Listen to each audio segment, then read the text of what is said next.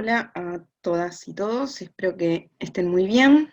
Entonces, como les comenté el viernes por mail y con los chicos que me encontré en el ratito que pude conectarme, les voy a dejar este video con el seminario que les adeudaba.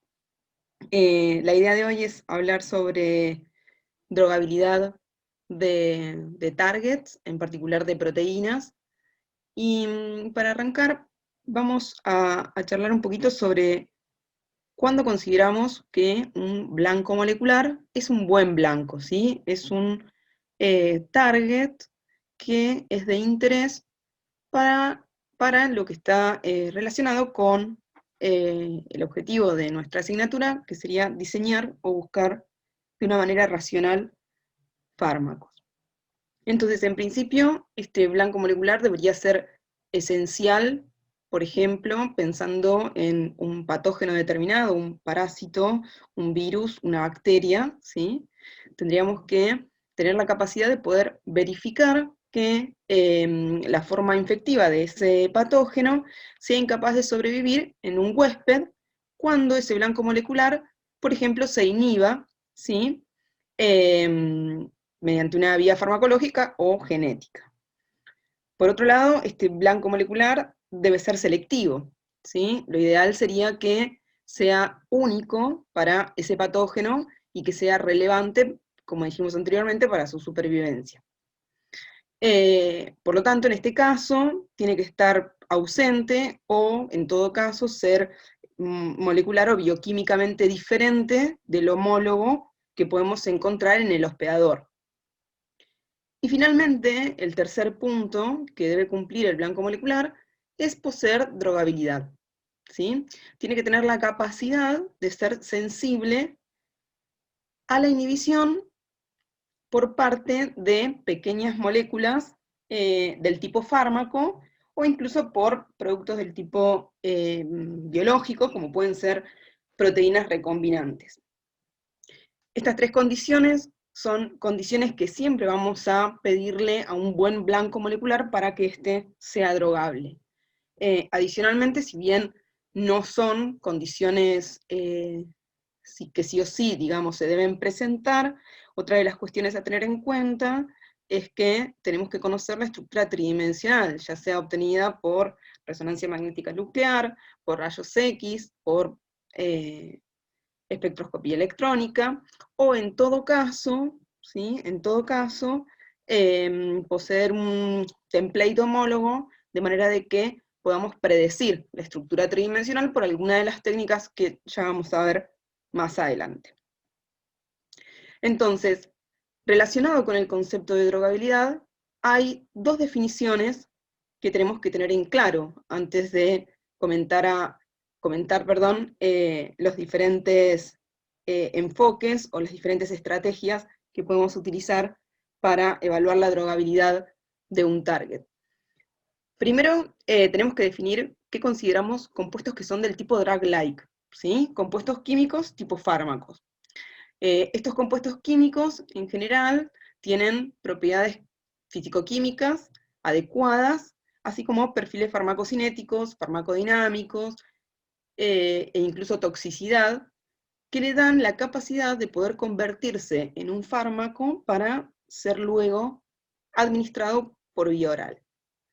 Si bien existen diferentes reglas empíricas que suelen utilizarse para priorizar o para racionalizar el espacio de compuestos químicos que nosotros vamos a escrinear, que vamos a cribar con el objetivo de detectar virtualmente hits o candidatos en las primeras etapas del descubrimiento de fármacos.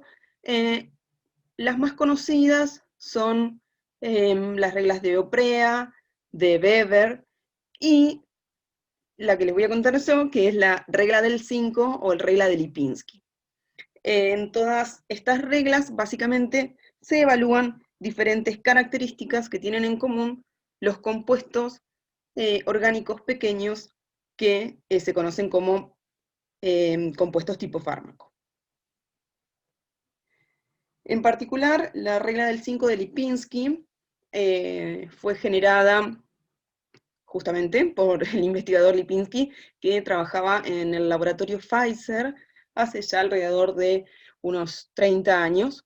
Y básicamente lo que estableció es que todas aquellas moléculas que cumplan con esta regla del 5 de Lipinski van a tener una adecuada absorción y permeación a través de sistemas biológicos.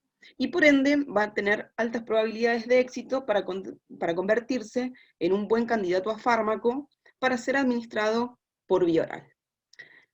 Para que esto se cumpla, entonces, el compuesto, digamos, químico, los compuestos químicos deberán cumplir al menos 3 de estos criterios, que son peso molecular menor o igual a 500 Daltons, que posea un número de dadores o donores de hidrógeno menor o igual a 5, y número de aceptores de hidrógeno menor o igual a 10, y un log-P que sea de un valor menor o igual a 5. Entonces, si al menos 3 de estos criterios se cumplen, el compuesto tendría altas chances, ¿sí?, de permear correctamente en los sistemas biológicos mediante una buena absorción y una buena,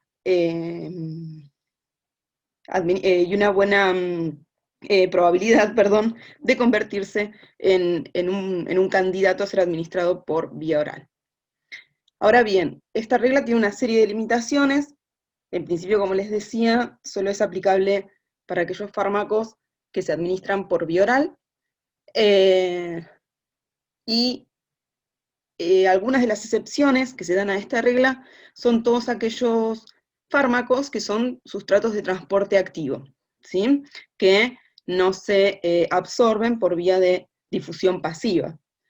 Por ejemplo, antibióticos, glicósidos cardiotónicos, fungicidas, algunos antisépticos. Si ustedes analizan la estructura química de estos fármacos, van a ver que ninguno de ellos cumple con la regla de Lipinski.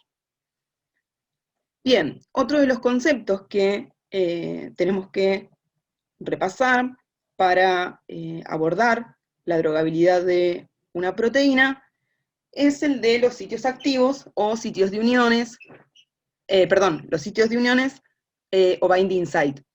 En este caso nos referimos a los átomos de los aminoácidos que están presentes, ya sea en la superficie o en la región de unión de las proteínas, y que están unidos a distancias, o que sus interacciones tienen uniones a distancias que van de 3 a 6 Armstrong en relación de un ligando. Estos sitios de unión pueden estar formando parte tanto de la cavidad de una proteína, como es el caso de esta figura que tenemos acá a la izquierda. Por otro lado, también pueden formar parte, por ejemplo, de un canal iónico, y también estos sitios de unión pueden estar presentes en la interfase de unión de dos proteínas, ¿sí? Bien, y si pensamos, por ejemplo, en una enzima, para identificarla, nosotros sabemos que en una enzima nos vamos a encontrar con el sitio activo, que va a contener el sitio catalítico de la enzima. También puede tener presente un sitio alostérico, y puede poseer diferentes sitios de uniones a otros ligandos. Cualquiera de esos sitios de unión, ¿sí?, son conocidos justamente como binding site. Y entonces, un candidato a fármaco podría inhibir esta enzima por diferentes mecanismos. Podríamos pensar en inhibidores del tipo competitivo, ¿sí?, que va a competir con el sustrato propio de esa enzima, o inhibidores no competitivos, e incluso inhibidores acompetitivos, o también podría estar inhibiendo, ¿sí?, a la enzima en un sitio de unión diferente a cualquiera de los sitios conocidos. Entonces, para poder avanzar en el concepto de drogabilidad, recordemos que sitio de unión va a ser cualquiera entonces de los sitios que contengan la enzima, donde pueda unirse una molécula pequeña. Y entonces, en relación al concepto de drogabilidad, tenemos varias definiciones. Yo elegí las dos más generales, ¿sí? Y en particular, nosotros vamos a trabajar con esta definición que es más sencilla de evaluar, ¿sí? Más sencilla de evaluar con las metodologías in silico, que es pensar en que la drogabilidad es la capacidad que va a tener un target molecular de unir a una molécula que sea similar a un fármaco, ¿sí? Con un nivel de afinidad determinado que eso provoque, digamos, una mejoría terapéutica, obviamente, en la patología que estamos estudiando. Y a veces también suele conocerse a este concepto como ligandabilidad, ¿sí? Que sería la capacidad que tiene el ligando de poder unirse a un determinado sitio de un blanco molecular, que incluso algunos autores consideran que es más apropiado que el concepto en sí de drogabilidad. Y luego tenemos otra definición que incluye diferentes consideraciones que tienen que ver más con la farmacocinética o la farmacodinámica de los compuestos, que básicamente consiste esa definición en definir a la drogabilidad como la probabilidad de encontrar pequeñas moléculas, en este caso biodisponibles por vía oral, que se unan al target molecular, de manera de que modifique, digamos, la patología que estamos estudiando. Entonces acá, como hablamos de pequeñas moléculas que sean biodisponibles, ¿sí? Tenemos que considerar estas propiedades farmacocinéticas y farmacodinámicas de los compuestos. Entonces, para evaluar la drogabilidad existen distintas estrategias, ¿sí? Nosotros nos vamos a enfocar en la estrategia basada en la estructura, pero para llegar aquí, primero les voy a comentar cuáles son las otras estrategias que pueden utilizarse, ¿sí? Uno podría evaluar o determinar la drogabilidad de un target basándose solamente en la secuencia de aminoácidos, luego estudiarla basándose en la estructura tridimensional de la proteína, que es lo que vamos a hacer nosotros. Luego, otra estrategia está enfocada en estudiar en particular las características de los ligandos que se conocen y que actúan en determinados sitios activos. Y otra de las estrategias es basada en la precedencia o basada en los antecedentes que conocemos de ese target molecular, ¿sí?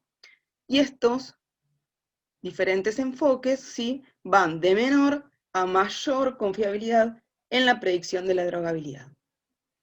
Entonces, vamos a comenzar a hablar de las estrategias que están basadas en la historia, la precedencia o los antecedentes de los targets que nosotros estamos evaluando.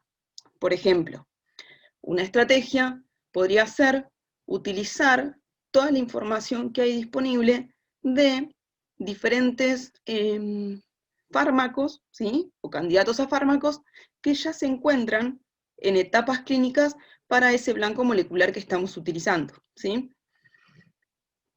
Otra estrategia sería definir, ¿sí? Una vez que está definida, perdón, nuestra proteína como blanco terapéutico, hacer búsquedas en bases de datos de fármacos ya aprobados y buscar si para ese target molecular hay una gran batería de compuestos aprobados o incluso que se encuentren en ensayos de fases clínicas. Entonces, en esta etapa en particular, que básicamente se considera las que tienen mayor confianza de predicción de la drogabilidad, se debe básicamente a que hay reportes previos de fármacos que ya se encuentran en el mercado o que están atravesando alguna de las fases de los ensayos clínicos. En este punto, entonces, por ejemplo, si tenemos la información de que una proteína, insisto, es el target de un fármaco ya aprobado, esto nos da un grado bastante alto de confianza respecto a la información de la drogabilidad de esa proteína, ¿sí? Por otro lado, implica que dirigirse a esa proteína como un nuevo blanco de interés es seguro siempre y cuando, ¿sí?, dependa de la indicación o de la vía de administración a la cual nosotros vamos a administrar los nuevos fármacos que, que queremos diseñar o queremos buscar racionalmente, ¿sí? Y así todo, es importante tener en cuenta de que más allá de que se conozca algún fármaco que actúe sobre ese blanco molecular, esto no es garantía absoluta de éxito para otro perfil, ¿sí? O para otro perfil, digamos, que esté vinculado con las estructuras químicas de los compuestos que estamos estudiando, e incluso si estamos evaluando ese target para una enfermedad diferente, ¿sí? Hay que tener en cuenta, entonces, de que no es lo mismo hacer una búsqueda de un agonista que de un antagonista, no es lo mismo si estamos buscando un fármaco que sea administrado por vía sistémica o un fármaco que nosotros necesitemos que atraviese la barrera hematoencefálica. También tenemos que evaluar si ese fármaco para este blanco molecular va a ser de larga o de corta acción, ¿sí? Y si los efectos adversos que tiene asociados son efectos adversos que pueden ser aceptables eh, dentro de lo referido, digamos, a los pacientes.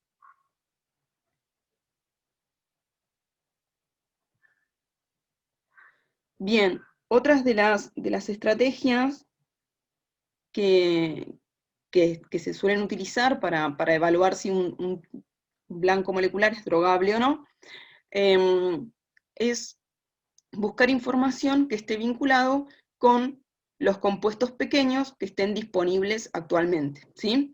O incluso buscar, mediante similitud estructural, ligandos que sean similares, químicamente hablando, de los ligandos endógenos.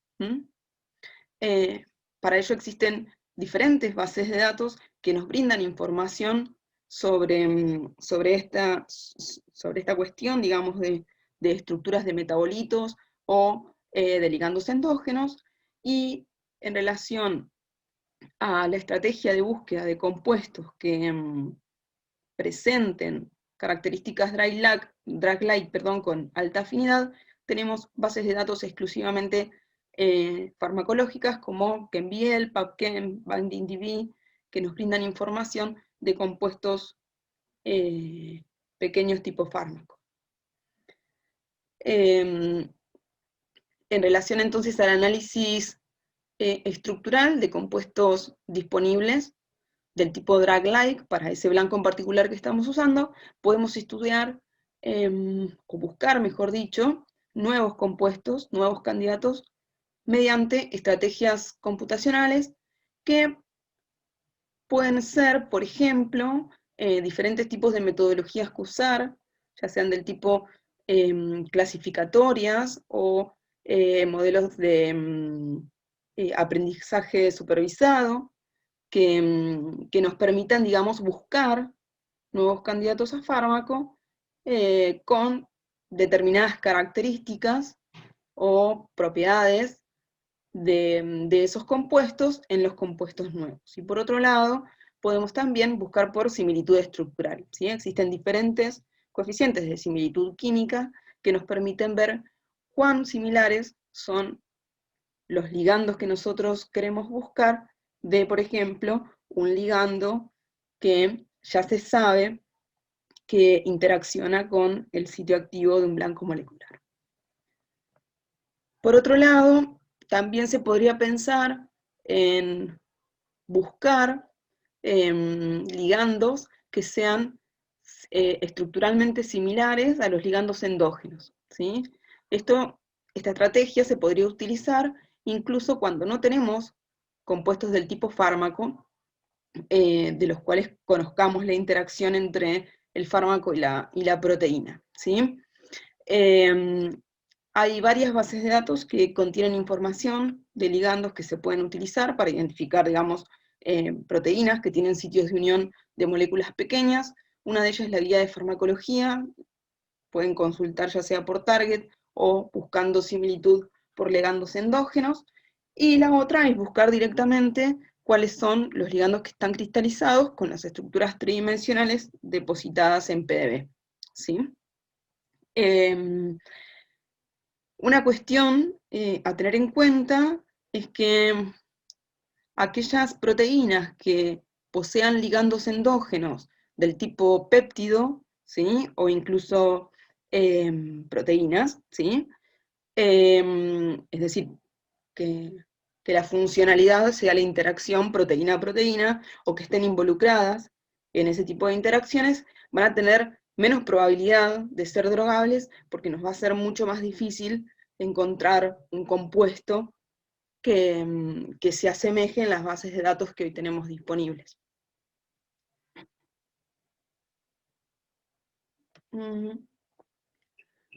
Bien, y ahora sí, habiendo comentado un poquito, muy resumidamente, digamos, cuáles son otras de las estrategias para evaluar la drogabilidad, me voy a enfocar en las que nosotros vamos a utilizar en el trabajo práctico, ¿sí? Que si bien tienen menor confianza en cuanto a la predicción de la drogabilidad, ¿por qué? Porque no nos estamos basando en antecedentes, ya sea de un ensayo clínico o de un reporte de un fármaco aprobado. Son dos estrategias que son muy eficientes en el momento de poder realizar un ensayo in silico, ¿sí? Y poder discernir si realmente el target sobre el cual nosotros nos interesa trabajar es drogable, ¿sí? O es capaz de interaccionar con pequeñas moléculas del tipo fármaco. Entonces, en general, estas metodologías siguen un workflow característico, en donde, si bien existe una gran batería de servidores que nos permiten predecir drogabilidad e incluso visualizar los bolsillos drogables, la mayoría de ellas trabajan por cualquiera de estas, o mejor dicho, los algoritmos que están involucrados en la determinación de la drogabilidad, consideran cualquiera de estas estrategias que les voy a comentar ahora. Básicamente, estos programas, estas aplicaciones que nos permiten determinar drogabilidad en base a una estructura, consisten en, primero, identificar el pocket, el bolsillo, que podría ser o no drogable, luego modelarlo en base a una serie de descriptores, de los cuales va a incluir características físico-químicas, características energéticas y características geométricas. Y luego, en base a todos esos descriptores de las propiedades que les menciono, se aplican diferentes modelados estadísticos con el objetivo de poder predecir la drogabilidad justamente a partir de todas las propiedades que nosotros conocemos. Entonces, primero, en relación a los bolsillos, a los pockets que podemos encontrar en una proteína. Fíjense en estas dos imágenes. Aquí a la izquierda, ¿sí? Tengo un pocket que tiene características más no polares, ¿sí? No demasiados polares, y aquí a la derecha tengo un bolsillo ¿sí? Donde está ubicado el ligando, que tiene características altamente polares.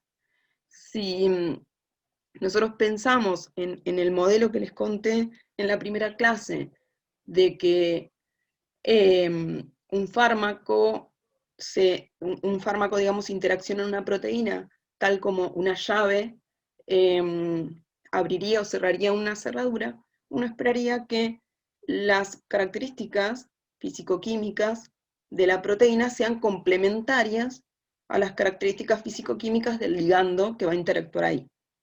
Entonces, por un lado, un buen pocket, un buen bolsillo, deberá tener un tamaño determinado como para que una molécula tipo fármaco logre ingresar, ¿sí?, en ese bolsillo. Por otro lado, vamos a buscar aquellos bolsillos que no sean muy superficiales, sino que tengan una determinada profundidad, ¿sí? Incluso aquellos bolsillos que puedan ubicarse en las superficies de las proteínas, los vamos a evaluar y podrían ser drogables, pero habría que hacer un estudio más exhaustivo de, por ejemplo, dinámica molecular, para ver qué pasa con el correr del tiempo, luego de una dinámica, con ese ligando, ¿sí? Por otro lado, vamos a buscar que estos bolsillos no sean demasiado polares. Ok, entonces, una de las estrategias del primer paso, que sería identificar o buscar los pockets, sería aquella que está basada en la secuencia, ¿sí? Esta sería como la primera estrategia de todas. En este caso, básicamente, hacemos uso de la suposición de que los residuos que se encuentran en bolsillos conocidos y en los sitios activos se van a conservar, ¿sí? Y esta suposición la vamos a utilizar justamente para la predicción de determinadas porciones en la secuencia correspondiente a los sitios de unión que son putativos de la proteína. Entonces, para eso se hacen diferentes alineamientos de las secuencias de aminoácidos con el objetivo de encontrar cuáles son las regiones conservadas y no conservadas. Esta sería como la estrategia más sencilla. En general, la mayoría de los programas que nos permiten predecir pocket drogables utilizan una estrategia combinada que están basadas por un lado en la geometría y por otro lado en el cálculo de energía. Para identificar pockets, entonces, basados en la geometría de la proteína, estos métodos, básicamente, lo que hacen es aprovechar la situación de que las proteínas tienen una superficie con varios espacios cóncavos, ¿sí?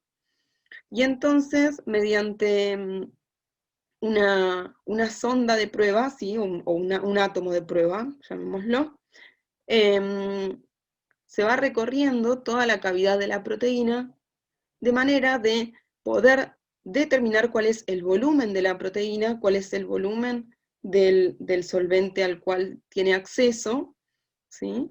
Y a su vez,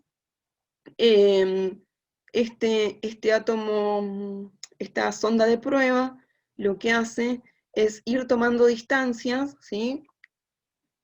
Supongamos que esta bolita gris, ¿sí?, es la sondita de prueba. Entonces va tomando distancias, ¿sí?, a los diferentes puntos de la proteína.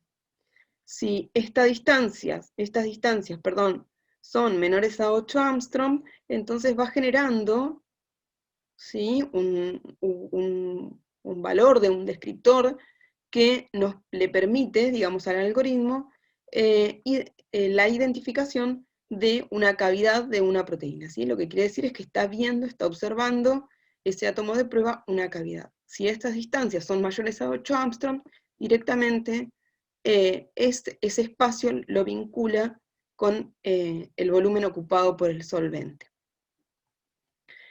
Esto se los cuento muy por arriba, podemos decir, o esquemáticamente, porque hay que tener en claro cuáles son los diferentes cálculos geométricos y algoritmos que realizan los programas, porque ya les voy a contar después, pero hay cientos de aplicaciones y de servidores que nos permiten hacer una aproximación de la drogabilidad. Pero en líneas generales, básicamente, mediante este método basado en la geometría, lo que se hace es ir entonces, mediante este átomo de prueba, ir delimitando, ¿sí?, todo el volumen ocupado por la proteína, y por otro lado, todo lo que tiene que ver con el solvente.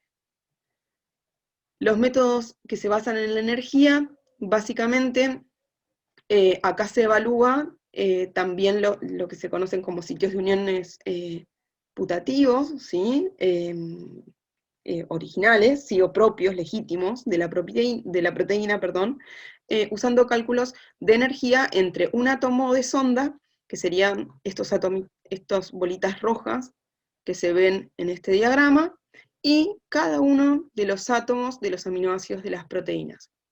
Entonces, se establecen diferentes criterios en cuanto a los valores de energía, y cuanto más favorable sea la energía de interacción entre el átomo de prueba y el átomo correspondiente al aminoácido de la proteína, más probable va a ser entonces que la sonda se ubique en un sitio de unión que sea de interés, ¿sí? Entonces, primero lo que hace es un barrido general de toda la proteína, luego va filtrando por tamaños, ¿sí?, por clústeres, digamos, de alguna manera, y una vez que identifica estos clústeres, nos da un valor de score, lo cual nos permite, digamos, indicarle al programa que ahí encontró un potencial sitio activo o bolsillo activo. Bolsillo de unión, perdón. Otra estrategia que suele utilizarse para identificar pockets es aquella que está basada en la similitud estructural. En este caso se utilizan sitios de unión conocidos que nos permitan de esta manera obtener o derivar patrones que sean estructurales y que describan esos sitios de unión. Por ejemplo, se toma una proteína como template, ¿sí?, como molde, y se utiliza ese molde, ¿sí?, para comparar un dominio, un patch determinado de la superficie de una proteína de consulta, de la que yo quiero averiguar. Entonces, de esa manera se puede predecir si ese dominio en particular que yo estoy estudiando es un sitio de unión del template. Parece medio complejo, pero miremos en este ejemplito. Supongamos que esta proteína, que está en color celeste, ¿sí?, tiene un sitio de unión conocido, ¿sí? Y en ese sitio de unión tiene un ligando que está junto con ella cristalizado. Entonces, este sería mi molde, ¿sí?, mi template. Esta proteína roja es la proteína de la cual yo no conozco, ¿sí?, ni el sitio activo ni un sitio de unión. Sitio activo obviamente que no, pero bueno, el sitio de unión para ligandos. Entonces, ¿qué es lo que puedo hacer?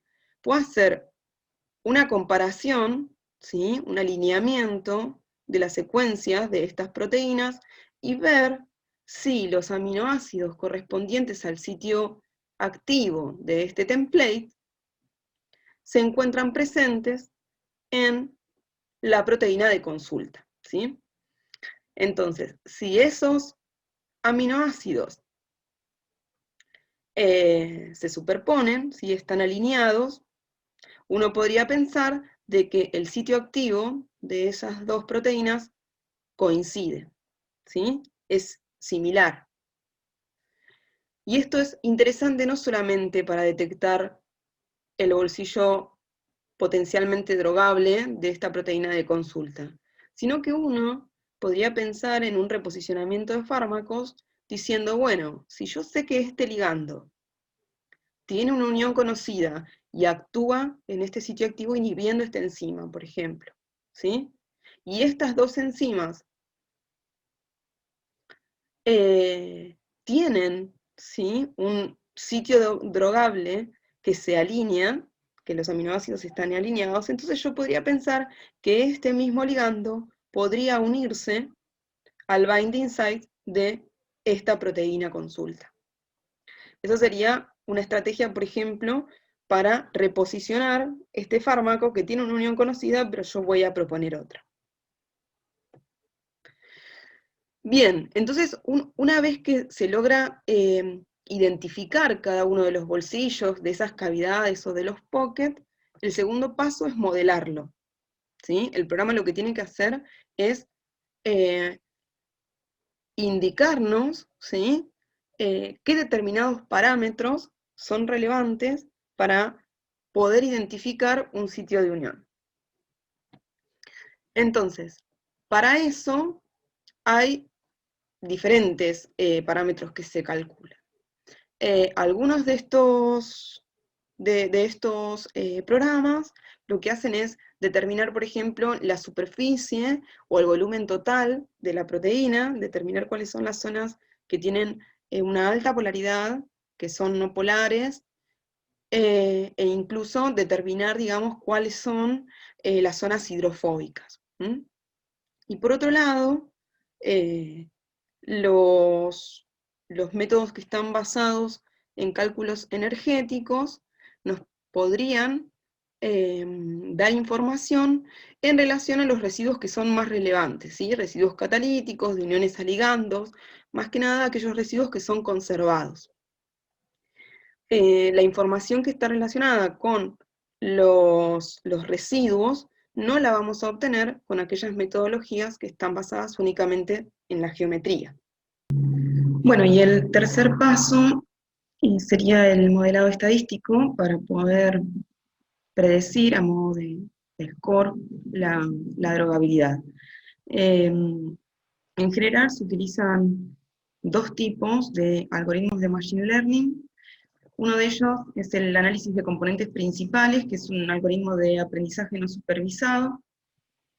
Básicamente, este tipo de algoritmo lo que busca es reducir la dimensionalidad de las variables originales. Es decir, lo que intenta hacer es describir la información de un conjunto de variables observadas inicialmente, como por ejemplo en este caso podría ser el volumen, la polaridad, la aromaticidad y la hidrofobicidad, correspondiente a cada binding site, o a cada pocket, mejor dicho. Entonces, ese conjunto de variables las reduce mediante un conjunto de nuevas variables, que serían las componentes principales, las cuales son producto de combinaciones lineales del conjunto de variables de partida. Es decir, en líneas generales, el objetivo de este tipo de algoritmos es reducir la dimensionalidad de las variables observadas. Entonces, uno esperaría que estas nuevas variables, las componentes principales, que no van a estar correlacionadas linealmente, recojan la mayor parte de la información de los datos que tenemos disponibles. Entonces, de esta manera, por ejemplo, en el gráfico de la izquierda podemos observar las dos componentes principales que se analizaron en este ejemplo de las variables que les mostré anteriormente, donde podemos observar claramente espacios delimitados por estas nubes rojas o grises, que nos están indicando que la proyección de estos espacios se corresponden con características de pockets que tienen características drogables o no tan drogables como las que se observan en gris. Luego de este análisis estadístico, el resultado de de los programas que utilizan este tipo de algoritmos, se traduce en un score o en una función que nos va a dar una puntuación de la drogabilidad de ese pocket, que en general esos valores de drogabilidad van a oscilar entre 1 y 0. Otra de las estrategias de Machine Learning o de métodos estadísticos o algoritmos estadísticos que se utilizan son las que se conocen como máquinas de vectores de soporte o Support Vector Machine. En este caso es un algoritmo de aprendizaje supervisado. Este tipo de algoritmos lo que hace es construir un hiperplano en un espacio que es multidimensional y que es capaz de clasificar, como se observa por ejemplo aquí a la derecha, en 2 categorías. En nuestro caso, drogable y no drogable. Este es un ejemplo sencillo de características que se observan en un plano, ¿sí? A medida de que este hiperplano pierde la linealidad, las soluciones del algoritmo se complejizan. Digamos que este sería como la estrategia más sencilla, ¿sí? Siempre y cuando estas clases o estas categorías de los compuestos que nosotros estamos, perdón, de los pockets que estamos evaluando, se pueden discriminar fácilmente mediante un hiperplano lineal. Este tipo de algoritmos básicamente lo que hace es encontrar entonces este hiperplano marginal máximo, digamos, que tenga un margen de separación lo más grande posible y que mejor divida a nuestro conjunto de datos.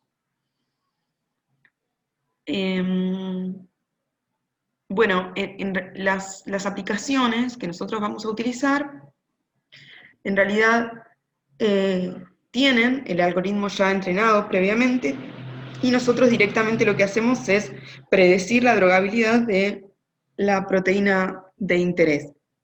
Es decir que, fíjense en este diagrama que les muestro aquí, este tipo de algoritmos básicamente tiene como 2 etapas, una de entrenamiento y otra etapa que es la de predicción, la que vamos a hacer nosotros. Es decir, que en el entrenamiento, ¿sí?, el modelo aprende las características, los atributos que se corresponden a proteínas que tienen bolsillos drogables o no drogables, ¿sí?, teniendo en cuenta la hidrofobicidad, el volumen, la polaridad, etc. Entonces, una vez entrenado el algoritmo, genera ese hiperplano que permite separar las características, las clases, perdón. Nosotros directamente lo que hacemos es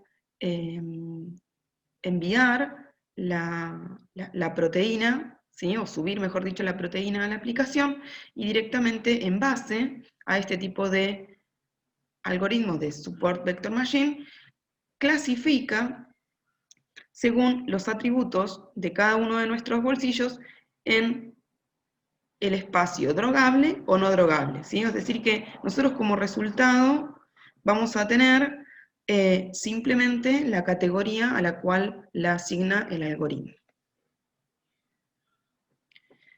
Algunas cuestiones finales a considerar es que estos métodos que hemos visto, en particular los métodos basados en la geometría, tienen varias ventajas sobre los métodos basados en la energía, destacándose principalmente la eficiencia computacional. Son mucho más rápidos y además son sensibles a los datos de entrada.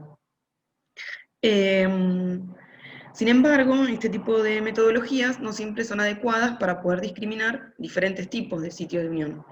Y estos métodos cometen errores o tienden a fallar cuando los bolsillos son muy grandes y no puede detectarlos como potenciales sitios de unión.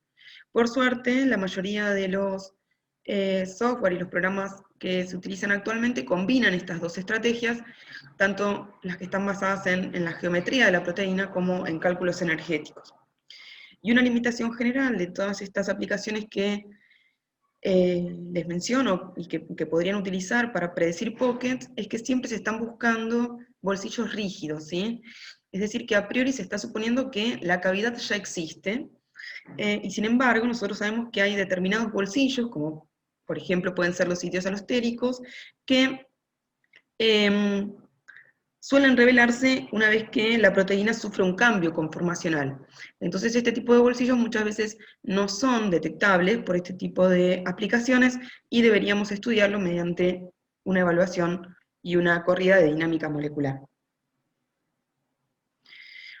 Bueno, ¿y qué vamos a hacer en el trabajo práctico que les proponemos? Básicamente vamos a utilizar dos servidores web diferentes que nos permiten predecir drogabilidad, y vamos a analizar la drogabilidad de dos proteínas distintas.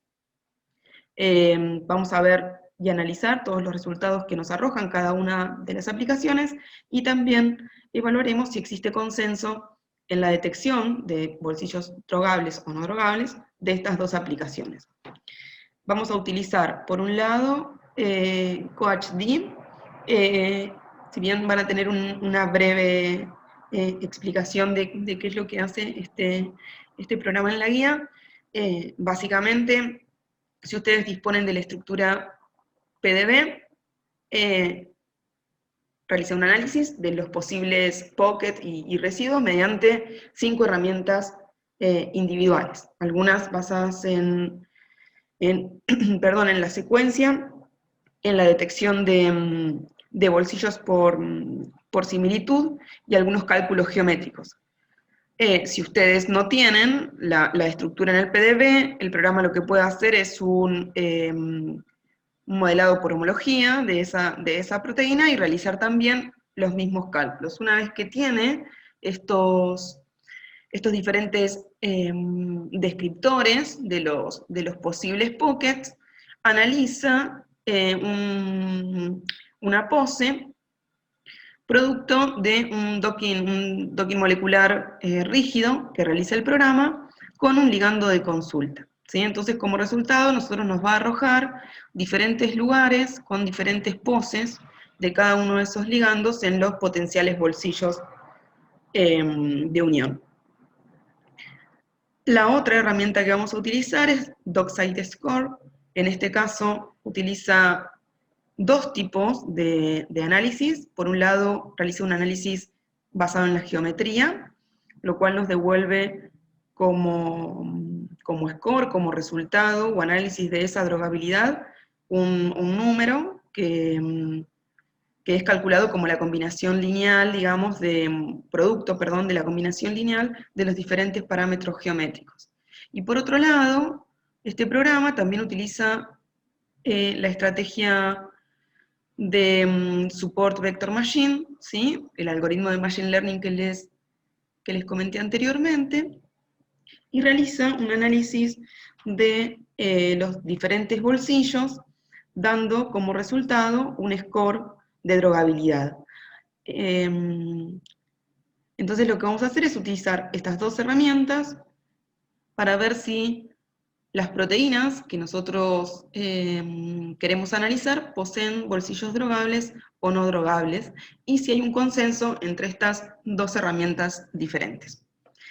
Así que bueno, esto es todo. Nos vemos el viernes para seguir conversando sobre dudas que puedan surgir sobre lo que les fui contando en esta charla del seminario, o en todo caso podemos hacer una puesta a punto del trabajo práctico o ver cómo se van desenvolviendo con ello.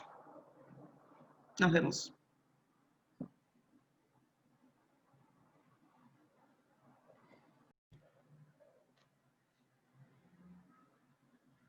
Algo que me olvidé de contarles y que quería mostrarles está relacionado con la parte visual del trabajo práctico. Cuando ustedes vean el tutorial que armamos, van a observar que más allá del valor de score de drogabilidad, nosotros les proponemos que ustedes realicen una visualización de cada uno de los pockets detectados. Entonces, a modo de ejemplo, yo quería mostrarles cómo se observa, ¿sí? Mediante diferentes herramientas que predicen la drogabilidad o los bolsillos potencialmente drogables de dos proteínas distintas. En este caso, fíjense que tenemos una proteína para la cual utilizamos 4 herramientas distintas, FTMap, DocSiteScore, PocDrag y GCOM, que determina, identifica y modela los bolsillos drogables mediante distintas estrategias, ¿sí? En este caso, fíjense que básicamente lo que hace es ubicar las distintas poses de ligandos en un potencial sitio de unión. Por otro lado, acá en DocSiteScore podemos ver claramente las características hidrofóbicas, polares o no polares de estos bolsillos detectados. En el caso de GCOM solamente utiliza estrategias basadas en la geometría, ¿sí? Detecta las secciones en base, acuérdense, al análisis exclusivamente de la geometría de la proteína, y luego tenemos PocDrag, que es muy similar a DocSiteScore. Para poder analizar correctamente y poder asegurar de que esos bolsillos detectados se corresponden realmente a bolsillos potencialmente drogables, analizar los resultados de una sola herramienta no son suficientes, por eso suelen utilizarse varios enfoques diferentes y se superponen cada una de estas estructuras con el objetivo de observar una superposición, digamos, de la detección de todos los bolsillos que fueron detectados por cada herramienta por separado. Fíjense que acá tenemos todos los bolsillos superpuestos y es notable de que en este caso coinciden todos, ¿sí? en el mismo sector, aminoácidos más, aminoácidos menos, pero siempre es el mismo bolsillo drogable. En cambio, en una proteína que no tenga bolsillos con características drogables, como por ejemplo, a ver si puedo pasar, no, ahí. Por ejemplo, esta proteína, fíjense, utilizamos las mismas dos herramientas, pero en este caso es una proteína un poco, bueno, es más grande y es un poco más compleja, tiene 2 cadenas diferentes, y fíjense que cada una de las herramientas, si bien encuentra algunos potenciales bolsillos, ¿sí? o potenciales sitios de unión, todas las herramientas detectan en distintas ubicaciones estos bolsillos. Entonces, cuando uno superpone, como es la imagen que podemos observar acá a la derecha, vemos que prácticamente ocupa todo el volumen de la proteína cada una de las detecciones de todas las herramientas individuales. Por lo tanto, en este caso podemos observar claramente que no hay un consenso entre las diferentes herramientas utilizadas. La idea es que ustedes visualmente con PyMol hagan lo mismo para las 2 proteínas, pero en lugar de usar 4 aplicaciones vamos a usar solamente 2, ¿sí? Nada, me faltaba eso, así que quedó como un bonus track.